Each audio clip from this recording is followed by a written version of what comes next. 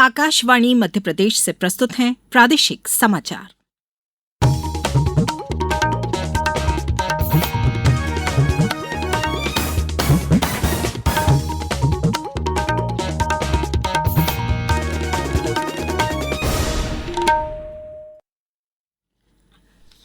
नमस्कार, समाचारों के साथ मैं राना शाहिद।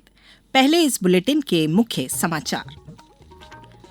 मुख्यमंत्री डॉक्टर मोहन यादव ने लाडली बहना योजना के अंतर्गत 1 करोड़ 26 लाख खातों में 1,541 करोड़ रुपए जारी किए।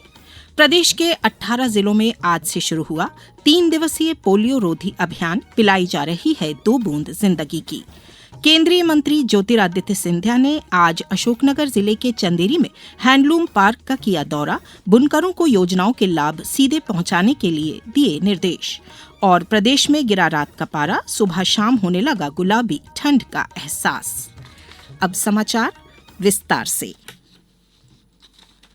मुख्यमंत्री डॉक्टर मोहन यादव ने आज श्योपुर में आयोजित कार्यक्रम में सहभागिता कर मुख्यमंत्री लाडली बहना योजना अंतर्गत 1 करोड़ 26 लाख से अधिक लाडली बहनों को 1,541 करोड़ रुपए से अधिक की राशि का सिंगल क्लिक से अंतरण किया। इस अवसर पर विधानसभा अध्यक्ष नरेंद्र सिंह तोमर, कैबिनेट मंत्री राकेश शुक्ला एवं अन्य जनप्रतिनिधियों की भी गरिमामय उपस्थिति रही। मुख्यमंत्री डॉक्टर यादव ने कहा कि चीतों से गुलजार श्योपुर आज एक बार फिर ऐतिहासिक क्षण का साक्षी बना। उन्होंने कहा कि दीपावली के बाद से लाडली बहनों के खाते में हर माह 1,500 की राशि आएगी। ये 29वीं हमारी राशि है और उस 29वीं राशि में 43,000 करोड़ से ज्यादा की राशि ये लगभग 2 साल के आसपास हमारी सरकार पहुंच रही है। एक बार भी ऐसा नहीं हुआ कि बहनों के पास पैसे नहीं पहुंचे। हर बहनें जो उसमें पंजीकृत थी सबके खाते में हर महीने और 1,000 से बढ़ते हुए पिछले साल 250 और आज के बाद जब दिवाली आएगी और भाई दूज आएगी तो 1,500 रुपया महीना चालू होगा बहनों के खाते में। इस मौके पर मुख्यमंत्री डॉक्टर मोहन यादव ने श्योपुर जिले के इतिहास, संसाधनों और सांस्कृतिक वैभव को दर्शाने वाली विरासत नामक पुस्तक का विमोचन किया। मुख्यमंत्री डॉक्टर यादव ने कार्यक्रम में करोड़ों रुपए की लागत के विभिन्न विकास कार्यों का सिंगल क्लिक द्वारा लोकार्पण एवं शिलान्यास कर क्षेत्रवासियों को बधाई दी। विधानसभा अध्यक्ष नरेंद्र सिंह तोमर ने कहा कि मुख्यमंत्री डॉक्टर मोहन यादव के कुशल नेतृत्व में श्योपुर जिले के चिकित्सा क्षेत्र में अभूतपूर्व प्रगति हुई है। जिले को मेडिकल कॉलेज की सौगात मिलने से स्वास्थ्य सेवाओं में व्यापक सुधार और लोगों को बेहतर उपचार सुविधाएं मिलेंगी। मुख्यमंत्री डॉक्टर मोहन यादव ने आज मुख्यमंत्री निवास में छोटे बच्चों को पोलियो की खुराक पिलाकर प्रदेश के 18 चयनित जिलों में पल्स पोलियो टीकाकरण अभियान का विधिवत शुभारंभ किया। अभियान के तहत इन जिलों में 39,50,000 से अधिक बच्चों को पोलियो की दवा पिलाई जाएगी। इस कार्य में लगभग 24,000 पोलियो बूथों के माध्यम से 64,000 से अधिक वैक्सीनेटर सक्रिय रूप से भाग ले रहे हैं ताकि प्रदेश के प्रत्येक बच्चे को पोलियो से सुरक्षा कवच मिल सके। मुख्यमंत्री ने परिजन से बच्चों को पोलियो दवा पिलवाने की अपील की। आज प्रदेश के अंदर लगभग 18 जिलों में 39.5 लाख से ज्यादा बच्चों के लिए जो दवाई पिलाने का अभियान चलाया गया है, जिसके माध्यम से 64,000 से ज्यादा वैक्सीनेटर घर घर जाकर के इस अभियान का हिस्सा बनेंगे। मेरी अपनी ओर से लोक स्वास्थ्य एवं चिकित्सा विभाग को बधाई, जो सफलता के साथ माननीय प्रधानमंत्री जी के नेतृत्व में 1 दशक से ज्यादा समय से हम बहुत सफलता के साथ इसमें आगे बढ़ रहे हैं। कोई भी बच्चे को जीवन में बीमारी नहीं आए, हम प्रयास करें कि बचपन से ही इस दवाई का उपयोग करते उनका जीवन सुरक्षित करें। बैतूल से हमारे संवाददाता ने बताया है कि जिले के प्रभारी मंत्री नरेंद्र शिवाजी पटेल ने आज जिला चिकित्सालय में नवजात बच्चों को पोलियो की 2 बूंद पिलाकर राष्ट्रीय सघन पल्स पोलियो अभियान का शुभारंभ किया। उधर जनजाति कार्य विभाग मंत्री डॉक्टर कुंवर विजय शाह ने खंडवा जिले के खालवा के सामुदायिक स्वास्थ्य केंद्र में पल्स पोलियो अभियान के तहत बच्चों को पोलियो की दवा पिलाई। कटनी में आज 1670 बूथों में पोलियो की दवा पिलाई जा रही है। नर्मदापुरम जिले में अभियान के अंतर्गत 1,51,363 बच्चों को पोलियो की 2 बूंद दवा जिले के सभी पोलियो बूथों पर एएनएम, आशा और आंगनवाड़ी कार्यकर्ता द्वारा पिलाई जाएगी। नीमच में भी आज अभियान की शुरुआत हुई। वहीं चयनित 18 जिलों में कल और 14 अक्टूबर को घर घर जाकर पोलियो दवा पिलाई जाएगी। अब समाचारों में वक्त है एक ब्रेक का।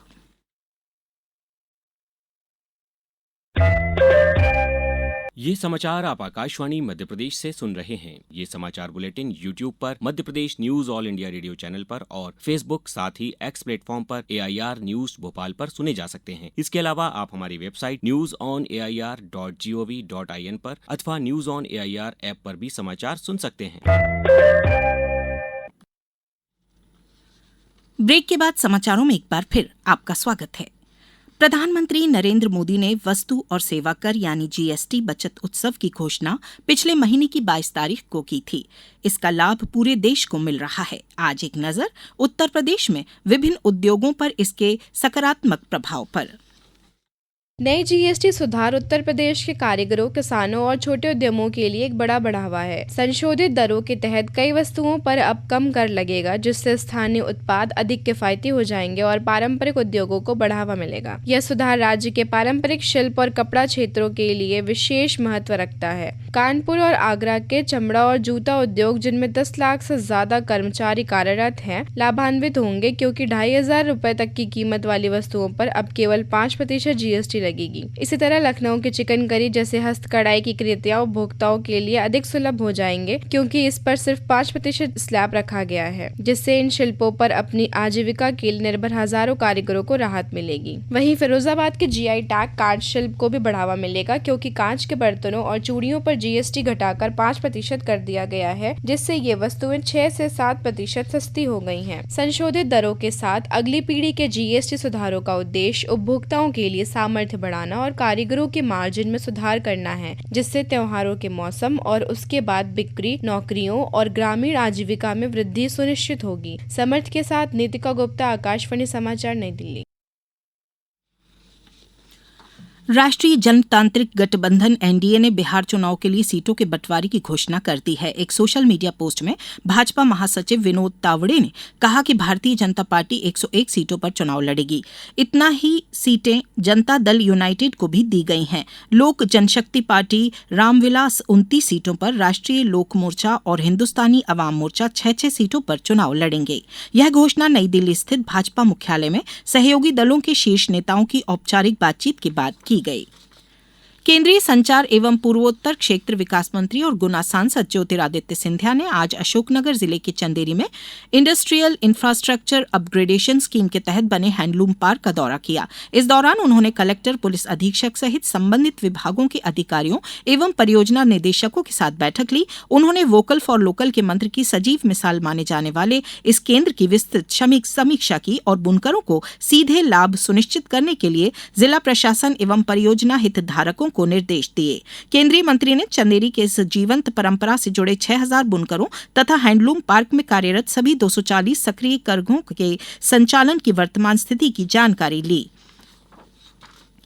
केंद्रीय मंत्री शिवराज सिंह चौहान आज विदिशा में अपना घर आश्रम में आयोजित कार्यक्रम में शामिल हुए। केंद्रीय मंत्री श्री चौहान ने कहा कि यहां पीड़ित मानवता की सेवा का जो कार्य हो रहा है वह अद्भुत और अभूतपूर्व है।